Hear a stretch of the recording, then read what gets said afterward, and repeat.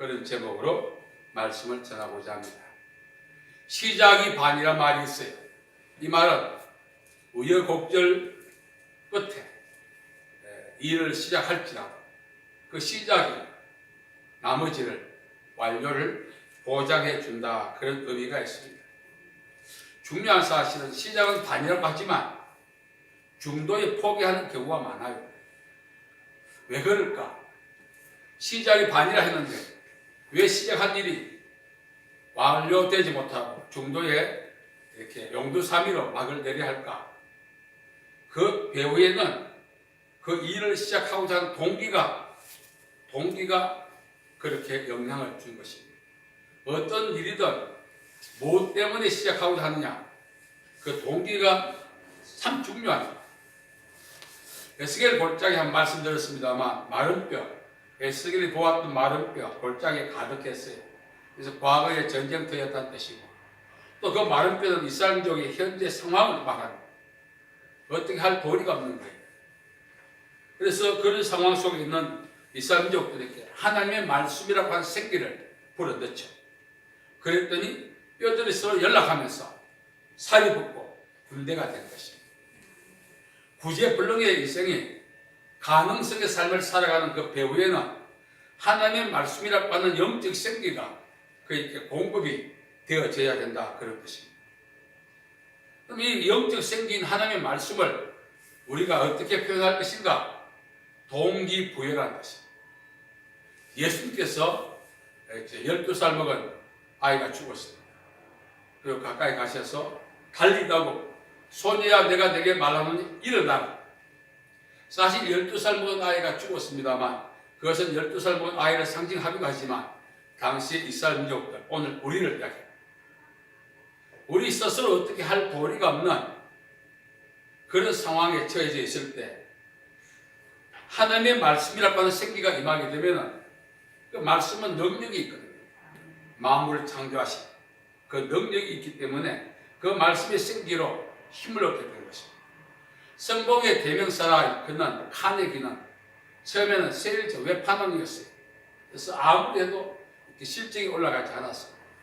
하루는 어떤 노인 집에 갔더니 노인이 벽에 뱃사장에 이미 오래전에 밀려와서 사가 썩어가는 그런 배의 그림을 보았습니다. 근데 그걸 보고 자기 신세와 똑같았어요. 그런데 힘을 얻은 것은 그 그림 밑에 밀물이 다시 밀려온다, 이런 글귀가 있었어요. 그래서 저렇게 바닷물에 떠밀려와서 뱃사장에 처박혀서 다시는 바다에 뜰 수 없는 그런 상황에 놓인 배와 같은 자기의 상황을 인식하고 그 글귀를 보니까 다시 밀물이 밀려온다, 내 인생에도 밀물이 밀려올 것이다, 이런 희망을 갖고 그 노인에게 사정했어요. 그래서 그 그림을 갖고 자기 사무실에 걸어놓고 인생 모토로 삼았습니다. 내 인생의 시기의 문제이지 내 인생에도 밀물이 밀려온다. 그래서 카네기가 그걸 통해서 그 용기를 얻었던 것입니다. 많은 사람에게 동기부여하는 기회도 되었던 것입니다. 오늘 이 본문 말씀은 어떤 사람이, 이것은 타스라는 뜻인데 헬라어 중에 부정대명사, 특정인을 상징하지 않고 불특정 어떤 사람을 상징하는 그 내용입니다. 그런데 그 마태복음에 보면은 이 사람이 바로 서기관이었고 부자였다, 그렇게 소개하고 있어요. 예수님께 찾아와서 내가 예수님을 따르겠습니다. 예수님을 따르고자 하는 것은 단순한 추종이 아니라 제자가 되겠다는 말투수, 제자가 되겠다는 것입니다. 사실 서기관이고 부자면은 부를 것이 없어요. 유대 나라 땅에서는 최고의 혜택을 누리는 그런 위치와 환경과 여건을 갖고 있었어요. 그러한 그가 제자가 되겠다고 했습니다. 그때 예수님께서 이분에게 고맙다 하지 않았습니다. 여우도 굴이 이렇게 말했어요. 물론 이 여우는 당시 헤롯 왕을 상징하지만 여우도 굴이 있지만 인자는 머리를 곳이 없다. 중요한 내용이에요. 제자가 되고자 하는 동기가 뭐냐 물으시는 것을 다 포함되어 있어요. 이분이 제자가 되고자 했던 것은 예수님이 말씀하시니까 병자가 나았고 귀신이 쫓겨가고 이런 기적들을 많이 봤거든요. 그러니까 자기도 예수님과 똑같은 그런 DNA를 이렇게 받고 싶었던 거예요. 그래서 제자가 되고자 했던 거예요. 예수님께서 내가 제자가 되려면 현재 누리고 있는 그 모든 기득권을 포기해야 되고 불편하기 짝이 없고 늘 배를 골아야 되고 정체도 없는데 그래도 하겠느냐? 이 모든 내용을 암시하고 있는 것이에요. 그때 이 부자는 또 예수님이 이렇게 말했어요. 정말 제자가 되고 싶거든 너의 모든 소유를 팔아 가난한 자에게 주고 너는 나를 따르라. 왜? 현재 누리고 있는 것이 제자가 되는 삶과 반대되기 때문에. 그때 그 서기관은 부자는 근심하며 돌아갔다. 제자가 되고자 할 때는 제자를 부르시는 예수님의 의도와 내가 제자 되고자 하는 그 생각과 이렇게 마주쳐서 소리가 나야 돼요. 근데 예수님이 제자를 부르실 때는 함께 있게 하시고 보내서 전도도 하게 하시고 그뿐만 아닙니다. 제자의 삶은 극빈자의 삶이에요. 당시 유대나라의 최하층 극빈자보다도 더 못한 삶을 감수해야 제자가 되는 거예요. 이 사람은 자기 위치, 환경 그대로 갖고 신분만 제자가 되고자 했던 것입니다. 그래서 예수님이 그 사람의 그 생각, 의도를 빼돌아 보신 것입니다. 그런 동기를 갖고는, 그런 생각을 갖고는, 그런 의도를 갖고는 제자가 될 수 있다. 제가 말씀드렸습니다만 신자 되기 원합니다. 찬송이 있어요. 그 신자는 믿을 신자, 아들 자자 신자에서 믿는 사람이 되는 그리스도인이 되는 것이 신자고 또 하나는 귀신 신자를 써서 하나님의 자녀. 그래서 우리는 신자가 아니라 신자, 하나님의 자녀가 돼요. 신자냐 신자냐 참 중요합니다. 그 한문 하나 표시가 이상한 것 같지만 그 내포하는 의미가 커요. 그래서 제자가 되고자 하는 목적이 있다면 너 현재 내가 빼돌아 보니까 너 의도가 제자가 되고자 하는 의도가 내가 갖고 있는 영적인 것을 받아서 너도 같이 흉내내고 싶어 한다. 물론 말씀은 그렇게 하지 않았습니다만 이 부자는 그런 의도를 갖고 있었던 거예요. 그런 의도를 갖고는 예수님의 제자가 될 수가 없다는 사실입니다. 예수님의 제자가 되기를 원한다면 예수님의 사고, 예수님의 의도를 이해해야 되는 것입니다. 오늘 많은 분들이 신앙생활을 합니다. 목적이 뭐냐 이거예요. 먹든지 마시든지 무엇을 하든지 하나님을 기쁘시게 하라. 영광스럽게 하라.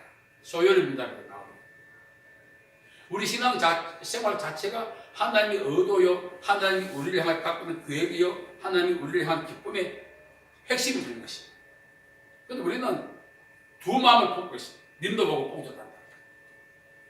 신앙생활 자체가 하나님이 기뻐하신다 해서 이것을 만족해야 되는데 여기서 보너스를 요구하고 있어요. 내가 원하는 의도대로 환경이 열리고 원하는 마음의 소원이 이루어지고 아침에 제가 신앙을 수단한다고 제가 말씀드렸습니다. 우리를 부르시는 하나님과 거기에 응답하는 우리의 이 만남이 하나님의 의도의 복종이 되어야 하는 것입니다. 동업을 하면서 각자가 자기 주머니 갖고 있으면 동업이 아니죠. 그래서 오늘 말씀에 제자가 된다 이 말은 중요한 내용입니다. 그리고 서기관이요 부자이면서 제자가 되겠다는 것도 상당한 결단이기 때문에 칭찬받아야 합니다. 그러나 예수님은 그렇게 하지 않았습니다. 그리고 이 부자가 이렇게 말합니다. 내가 제자 되기 전에 먼저 한 가지 할 것이 있어. 뭐냐? 우리 아버지가 지금 장례가 났는데 장례식 치르고 오겠습니다. 당시의 장례식은 율법에서도 관습에서도 상당히 중요하게 여기는 그런 하나의 의식이었어요. 그래서 또 유대인들 그 사고 속에는 장례를 잘 치르면 복 받는다는 그런 사고들이 있었어요. 그렇기 때문에 아버지의 장례 치르는 일을 말리거나 회방하거나 할 수 없어요. 오히려 적극적으로 권장해야 될 일입니다. 예수님 그것마저 차단했어요. 삶의 우선순위가 뭐냐 이거. 아버지 장례 치는 것이 관습이요 율법에서 중요하게 여기지만 그러나 아버지의 장래보다 더 중요한 것이 제자가 되기를 원한다면 예수님의 의도에 맞게 살아야 됩니다. 우리는 사실 신앙생활 하면서 저도 그런 게 많았어요. 님도 보고 뽕도 달고 하나님과 세상 사이를 동과수 써가시가 이걸 이중잣대라고 합니다.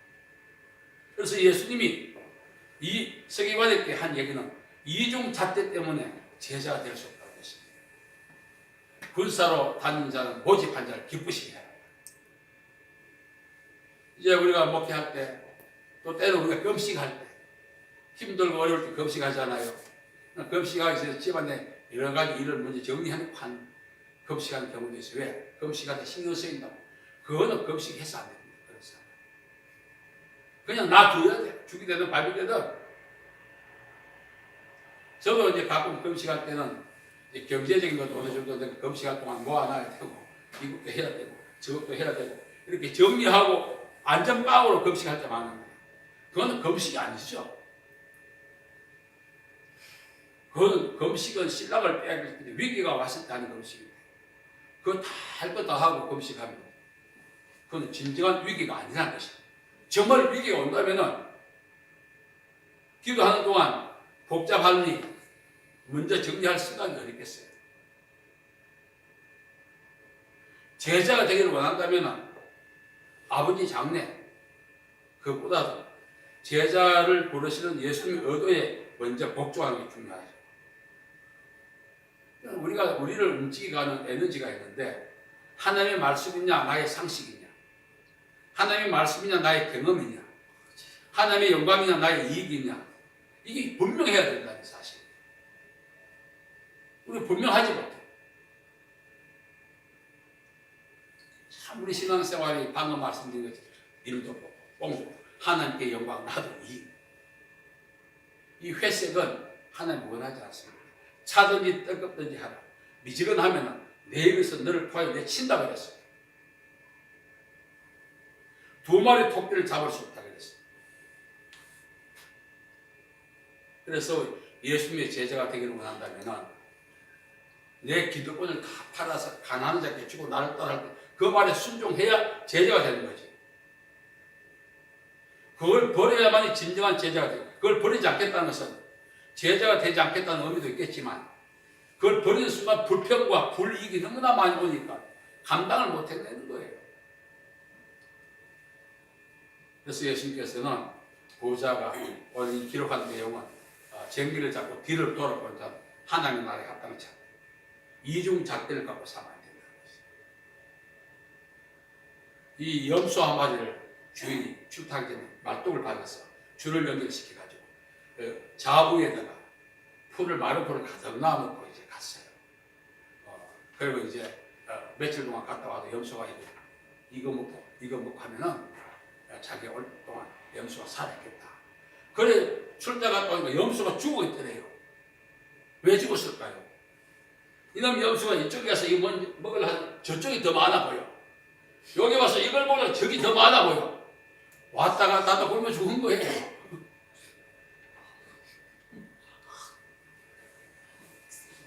그거는 주인이 출연해냈고 제가 찍어낸 이야기죠. CC 카메라를 달아서 분명히 알 텐데. 옛날에는 CC 카메라가 없으니까. 제 생각에는 그렇다는 거죠. 요걸 먼저 먹으려는데 저쪽이 먼저 맛있게 보여요. 요거 봤더니 저기 더 맛있게 보여요. 저기 더 많아 보여요. 우리가 하나님을 숨기려면 이중잣대. 야고보 1장에도 말씀합니다. 기도해서 응답 받으려면 두 마음을 품지 마라. 이중잣대라는 것이. 두 개의 영혼의 뜻이지. 그래서 예수님의 제자가 되고자 하면은 마태복음에는 너의 모든 소유를 팔아 가난한 자에게 주고 나를 따라 해야 되는데 근심하며 돌아갔다는 거야. 저거 어떻게 모은 저거 없으면 얼마나 불편한데. 제자는 불편을 감수하는 전제 조건이 있습니다. 누구든지 나를 따라오려고 자기를 부인하라. 당장 포럼에 살던 사람을 노숙자 시켜보세요. 노숙자 하루 체험해도 죽으려고 합니다. 가끔 삶의 체험 현장이라는 그런 드라마들이 있는데 아, 그거 못 감당했니? 단 하루 체험하는데 불편하죠, 힘들죠, 어렵죠. 제자가 되려고 하는 것은 내 현재 누리는 혜택을 다 갖고 신분 하나 더, 명찰 하나 더 다는 이런 식의 제자는 제자가 아닌 것입니다. 제자는 삶을 통해서 예수님과 함께한 삶을 살아야 돼요. 예수님은 인자는 머리 뚫고 있어요. 이거는 생각이 안 맞는 것도 있겠지만 거처도를 상징하기도 합니다. 오늘 우리가 신앙생활 제대로 하고 승리하려면 어떻게 해야 되는가? 이런 부자 스교관 같은 의식을 가지면 안 돼요. 신앙을 통해서 내가 좀 더 평판이나 내 좀 어떤 영향력이 좀 더 확대되고 더 커지는 그런 도구로 삼으려고 했던 거죠. 예수님이 그걸 꿰뚫어 보십니다. 그래서 마태복음에 보면은 너희의 소유를 팔아. 그 소유는 갖고 있는 물질만이 아니라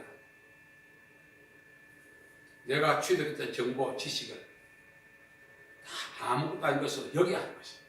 그게 쉽지 않아요.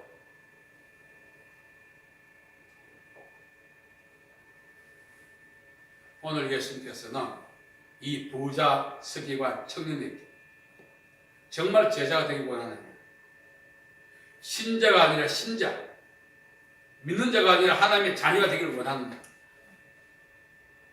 진정 하나님의 자녀가 되기를 원한다면 하나님의 코드에 맞아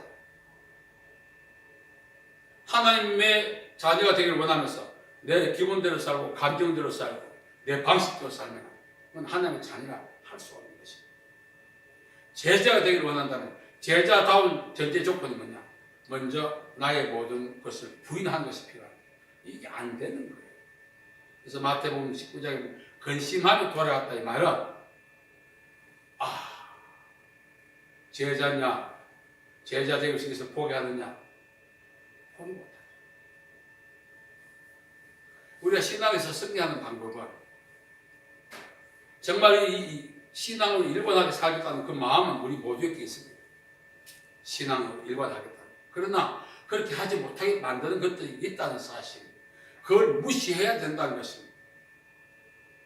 과거에 이스라엘족들이 법궤를 블레셋과 전쟁에서 빼앗겨버렸습니다.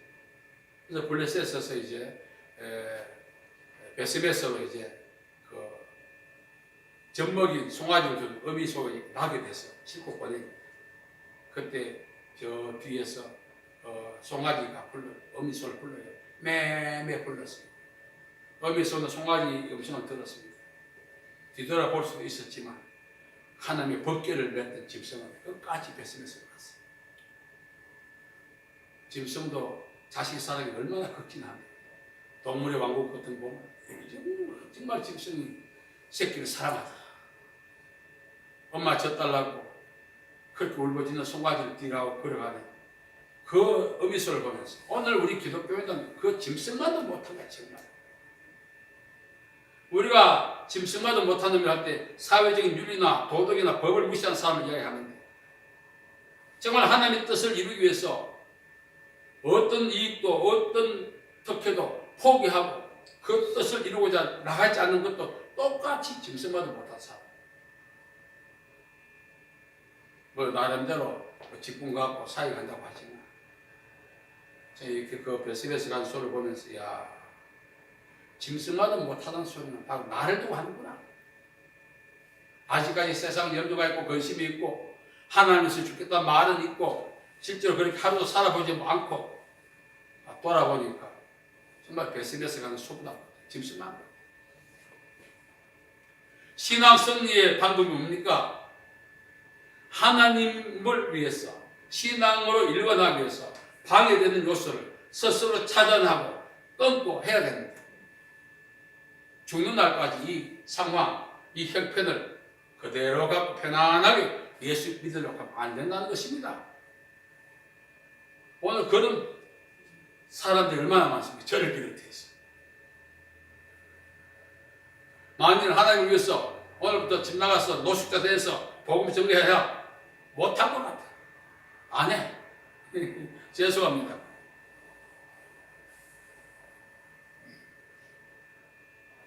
오늘 이 가난이 허세를 부리는 거죠. 제자가 되고 싶습니다. 그때 이 예수님만 음성을 들은 것이 아니라 예수님 주변에 많은 사람이 항상 있었기 때문에 이 서기관이 누군지 알아요. 그래서 사람이 야, 저 사람 대단하다. 박수도 치고 그렇게 했을 것 같아요. 그러나 예수님은 그분이 허위의 사람인 걸 아신 거예요.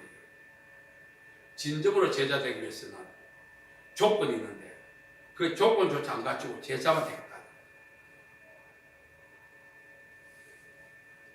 오늘 우리가 이중잣대를 갖고 살면 신앙생활을 실패해요. 하나님을 기쁘시게 한다는 그 분명한 우리가 신앙의 동기가 분명하다면 죽는 날까지 그 동기를 유지하면서 살아야 승리하는데 얼마나 반복됩니까? 저는 하나님 내가 이것을 내려놓습니다 하고 내려놨어요. 그래서 살다 보면 불편해 다시 씹어. 언제 하면 내 손에 쥐어져 있어 이게. 분명히 몇 년 전에 하나님 앞에 내려놓는다 했는데 어느새 섞어가지고 또 쥐고 있는 거예요.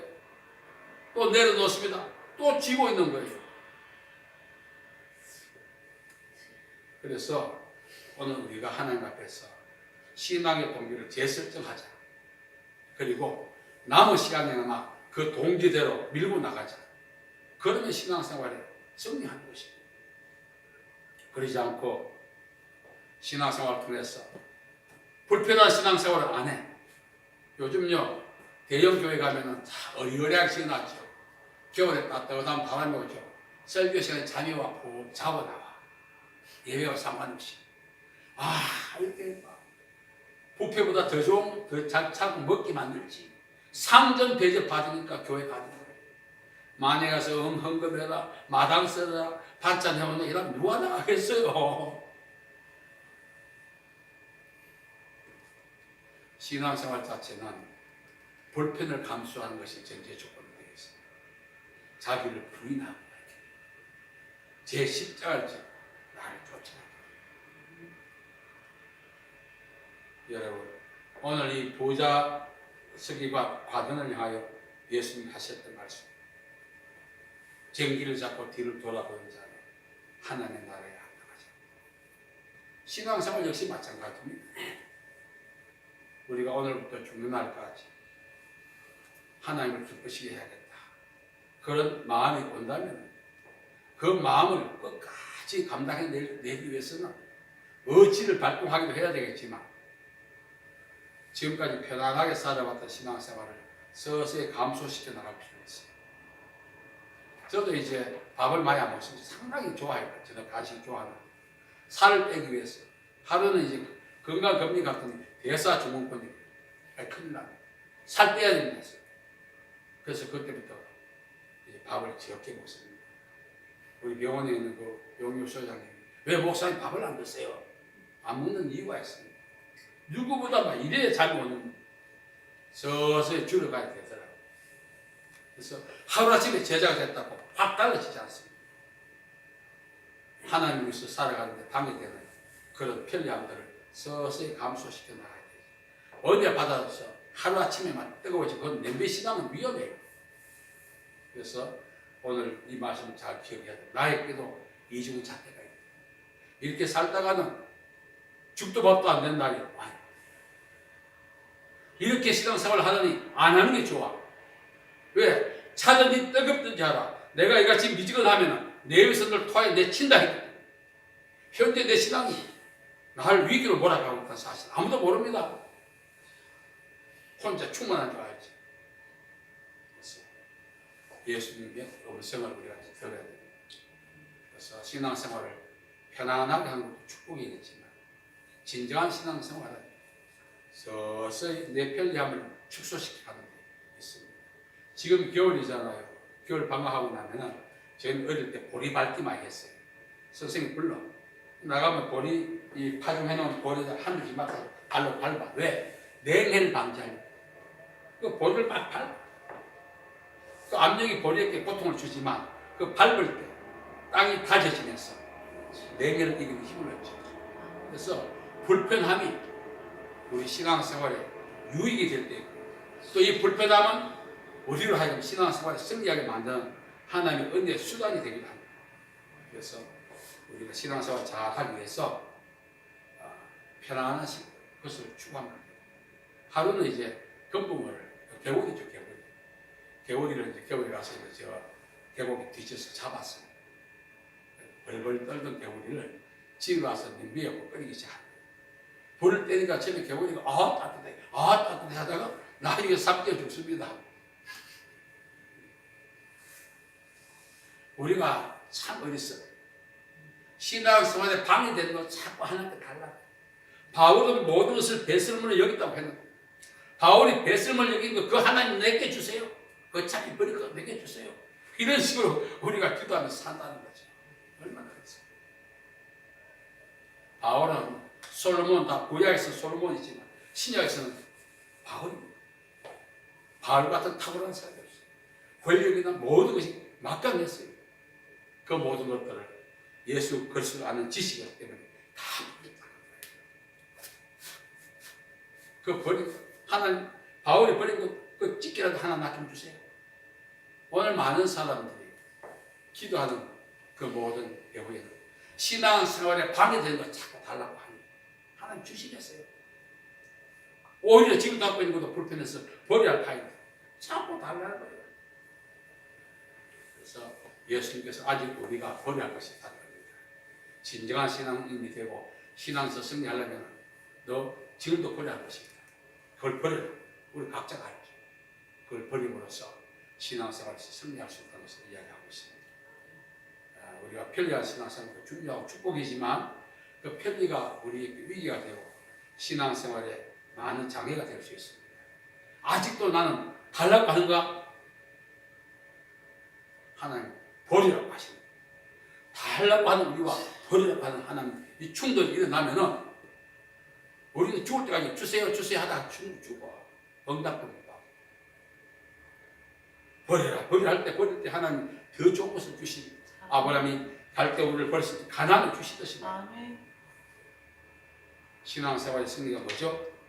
주세요 하지 말고 좀 버리라 하는 음성을 듣고 거기에 순종하는 것이 신앙생활에 승리할 수 있는 그런 기회가 되는 것입니다. 아직도 우리는 버릴 것이 있습니다. 주님, 내가 무엇을 버려야 하겠습니까? 그때부터 제자의 삶, 신앙 승리의 삶이 시작된 것입니다. 기도하겠습니다. 하나님 아버지, 은혜와 사랑을 감사합니다. 우리 모두는 복받기 원합니다. 그러나 그 복이 하나님이 버려야 한 것들인데도 불구하고 우리는 그 고집하고 있습니다. 하나님 아버지 용서해 주옵소서. 믿음의 사람들은 다 버렸는데 우리는 그들이 버린 것을 다시 회수하고자 합니다. 이 이중잣대를 용서해 주시고 아직도 네가 제자가 되기 원한다면 참된 나의 자녀가 되기 원한다면 버릴 것이 있다 하는 음성을 듣고 버릴 수 있는 저희들 되게 도와주옵소서. 남은 세계 승리하게 도와주옵소서. 예수님의 이름으로 기도하옵나이다. 아멘.